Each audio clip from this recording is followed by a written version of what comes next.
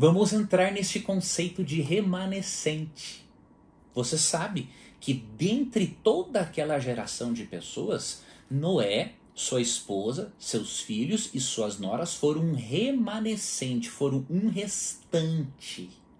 4 coisas ficam visíveis nesse estudo, salta aos nossos olhos quando estudamos, tá?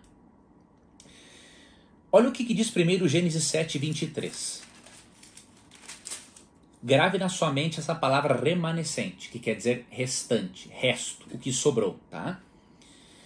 Gênesis 7, versículo 23 diz assim: Assim foram exterminados todos os seres que haviam sobre a face da terra, o homem e o animal.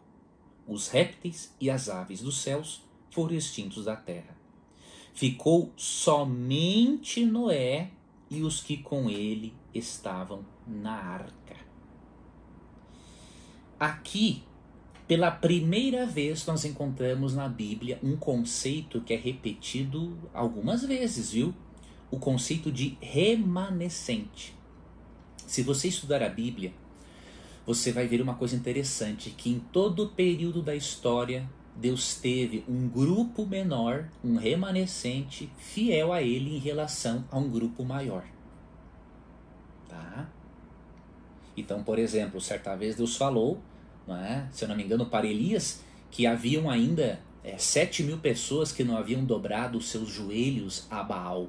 Havia um remanescente no povo de Israel. Tá? Então Deus sempre, nos dias de Ezequiel também, até acho que foi nos dias de Ezequiel que aconteceu isso, havia também um remanescente que não havia dobrado os joelhos a Baal. Elias, quando enfrentou os 400 profetas de Baal, ele tinha alguns que acreditavam nele. Então, ao longo da história, sempre um remanescente, um restante aceita a aliança com Deus. Então, o que nós podemos concluir desse estudo? Primeiro, a aliança ou o acordo, o pacto de salvação, sempre é iniciado por Deus. Nunca pelo ser humano. Por isso que esse pacto é feito com base na misericórdia divina, na sua graça, e não com base nas nossas obras, porque é uma iniciativa divina sempre. Agora nós percebemos uma outra coisa. Infelizmente, um remanescente, na maioria das vezes, é que aceita a aliança. A grande maioria, infelizmente, rejeita. Isso vai acontecer de novo no fim dos tempos. Tá? Se você ler Apocalipse 12:17, a Bíblia fala de um remanescente que vai permanecer fiel a Deus quando os poderes representados pelas 2 bestas de Apocalipse 13 se unirem e boicotarem economicamente os filhos de Deus, proibindo-os de comprarem e de venderem. E Apocalipse 12:17 diz assim, irou-se o dragão, que é Satanás, contra a mulher, que nesse contexto é a igreja, e foi pelejar com os restantes, que é o mesmo que remanescente, da sua descendência. E quais são esses? Os que guardam os mandamentos de Deus e têm o testemunho de Jesus, ou a fé em Jesus, como dizem outras traduções. Então, nos últimos tempos haverá também um remanescente. Assim como Noé e sua família foram um remanescente, uma minoria, no meio de uma maioria, pouco antes da volta de Cristo vai existir uma minoria fiel a Deus em meio a uma grande maioria. E o que vai distingui-los será o comportamento, a vida de obediência. Porque Apocalipse 14:12 diz, aqui está a perseverança dos santos, que vão perseverar e não aceitarem o sinal do poder representado pela besta. Os que guardam os mandamentos de Deus e a fé em Jesus. O que isso mostra? Que o remanescente, no fim dos tempos, terá um equilíbrio, uma compreensão equilibrada entre fé e obras. Ele não vai colocar a lei como meio de salvação, porque isso é impossível. Sempre quem inicia a salvação é Deus, então é por sua graça. Mas o resultado de um coração transformado é fazer a vontade de Deus. E você quer uma prova clara disso? O que aconteceria se Noé apenas acreditasse no dilúvio, mas não construísse a arca? Se perderia. Por quê? O que diz Tiago 2,26? A fé sem obras é morta. Então, quando Noé obedece e constrói a arca, ele demonstra que a fé que ele tinha em Deus era verdadeira. E repito, ele não foi salvo com base em suas obras. Ele foi salvo porque achou graça diante de Deus. Mas o resultado de achar graça diante de Deus é agir como ele pede. Se Noé não constrói a arca, ele ia ser destruído com os demais. Então, a mesma coisa você vai ver em todas as alianças da Bíblia.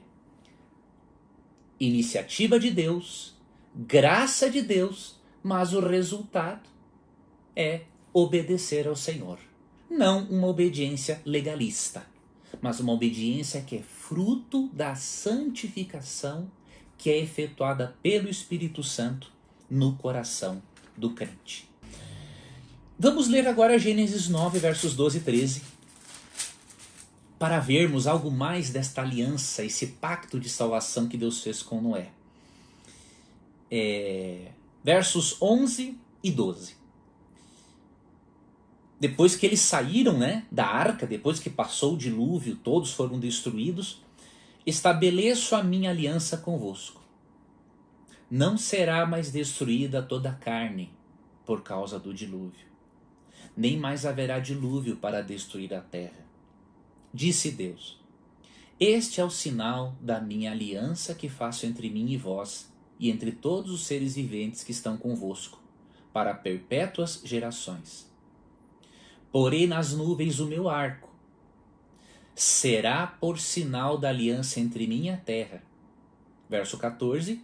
Sucederá que quando eu trouxer nuvens sobre a terra, e nelas aparecer o arco, então me lembrarei da minha aliança firmada entre mim e vós, e todos os seres viventes de toda a carne, e as águas não mais se tornarão em dilúvio para destruir toda a carne. O arco estará nas nuvens, vê-lo-ei e me lembrarei da aliança eterna entre Deus e todos os seres viventes de toda a carne que há sobre a terra. Deus fez uso, obviamente, as condições climáticas mudaram, Então, a partir do surgimento da chuva, com a refração dos raios solares, passaria a existir o arco-íris. E Deus se utilizou deste fenômeno natural para, entre aspas, se lembrar da aliança que ele fez com Noé e com os seres humanos e com os animais, de que não mais destruiria o mundo por um dilúvio. Agora, por que existe essa expressão de que Deus fala para eu me lembrar? Na verdade, isso é um antropomorfismo. O que é isso? É atribuir uma característica humana a Deus. Porque Deus não se esquece. Deus, ele é eterno, a memória de Deus não tem falhas. Então, esta é uma forma de Deus dizer o seguinte, na verdade é uma forma de Deus tranquilizar a humanidade. Por quê? Com a mudança climática, a partir daquele momento, o que iria acontecer? Iriam cair chuvas frequentes. Se os seres humanos não tivessem de Deus uma garantia de que o mundo não seria mais destruído por um dilúvio, cada vez que eles vissem água, eles iriam ficar aterrorizados achando que iam morrer, até mesmo Noé e sua família.